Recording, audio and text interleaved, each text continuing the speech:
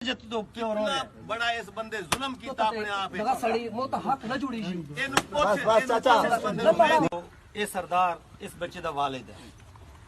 वो ये कह रहा है कि जितने भी बंदे आए ने ये जिस तरह भी आखन मैं इन्हू राजी करना, जिस तरह आखसन मैं राजी करना।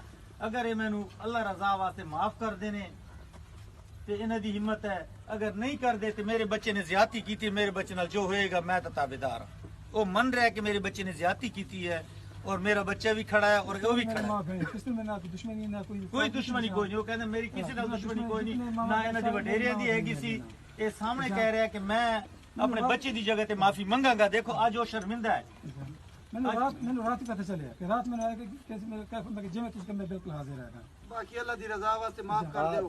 हाँ चलो गलती मान ली होगी। यही गल कर रहे हैं। तकलीफ दा मसला है कि आखिरी बंदा शर्मिंदा होता है कि तेरे बंदे बंदा है तो तुसी आखो कि मेरा बच्चा करे तो बड़ा दुख दी गल है। और देखो इन्हू शर्मिंदा होना चाहिए कि मेरा अबू पूरा 7 चक्का च माफी मांग रहा है, मैं की करूं। ये बहुत बड़ी गल है, बहुत बड़ी गल है। साडे पटराणे विच ना जिसले कोई घर वाली के घर जांदी है ते ओ बड़ी बड़ी असल ते इसनु सजा ए सोची सी कि बे ए अपने घर वाली नु नाल लेके हर हालांकि तुसी चढ़ी प्लस सर्च कर लो ना, ओ चढ़ी प्लस 1 नहीं है, चढ़ी प्लस 100 है। बिल्कुल ये नहीं कि सिर्फ वो सारे दा जुर्मदार है, लेकिन ये कहंदे कि जड़ जड़ भी मेरे कोल आसी एदी वालदा नु मैं लेके उन्हां दे घर जासा और उन्हां दी मैं दाढ़ी ते मिन्नत करसा, माफी मांगसा, क्योंकि मैं अपना वक्त बड़ा अच्छा गुजारा है।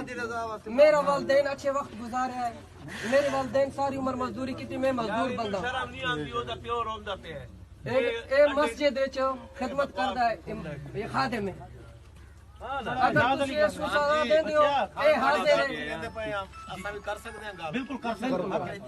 ये ना आगे आ जाओ। आज तू कोई महीना पहले भी ये बंदा मैंने मिलिया, मैं दी इज्जत कीती है, मुंह ते बैठा है। ठीक है जी, पूछ लो इस बंदे नु, पूछो साडी की दुश्मनी आई है नाल। ठीक है। उस वजह तो क्यों रो रहे कितना बड़ा इस बंदे जुल्म कीता अपने आप लगा सड़ी मो तो हक न जुड़ी सी। इनु पूछ बस चाचा ना सही नहीं। यार कोई इंसानियत कोई नहीं, पर उस बुजुर्ग दी जगह पे ऐसा माफ कर दे आसा था।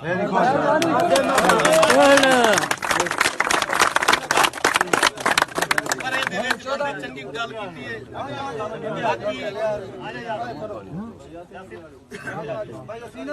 साडा किसे नाल कोई मामला नहीं, मामला सिर्फ कोई ना गुड़ा मुफी बस ना मार, कोई ना गुड़ा ना मार।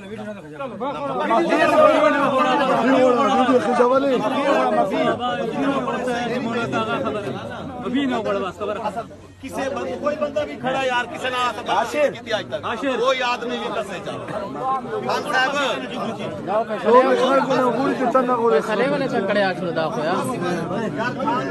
कोई आदमी खड़ा हो गया किसने आज तक बदतमीजी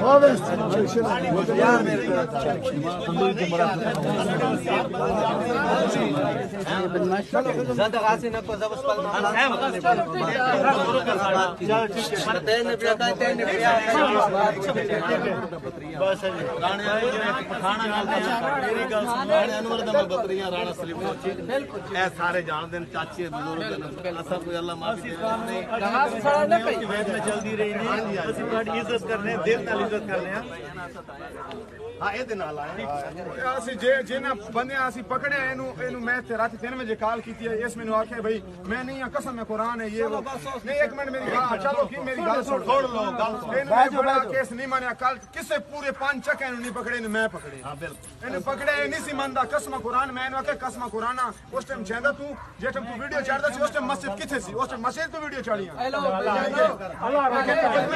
ਮੈਂ ਵੀਡੀਓ ਜਿਹੜੇ ਬੰਦੇ ਸੀ ਉਹ ਮਾਫ ਕਰਦਾ ਹੈ।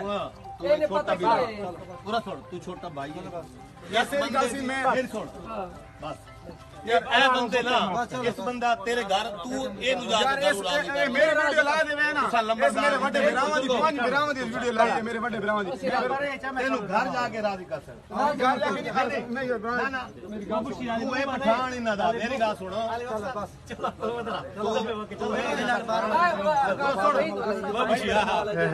इना नाल साडा एक ना बचपन तो चल गया, चाचे नाल भी इना नाल भी इना शुरू तो दसदा रहा ए बंदा आगा ने भी सर के बेजा सरसंगी बाबूना पकाशी इससे सदद में नागा चल कपा चलो असल में सेट तशमील अरसलान रुशी अरसलान चिवे सईद बेजा सईद अगाबो रुजिको बंदा चाहो सलाम बारूसा ठीक है यार साड़ी तरफ का इंशाल्लाह ताला से फिर यार सलाम लोगों पे सलाम हजू की बरकत अरसलान शशो अरसलान खैर दगत हदीफ तो सी सरा मो खबर जुमेरा से टाइम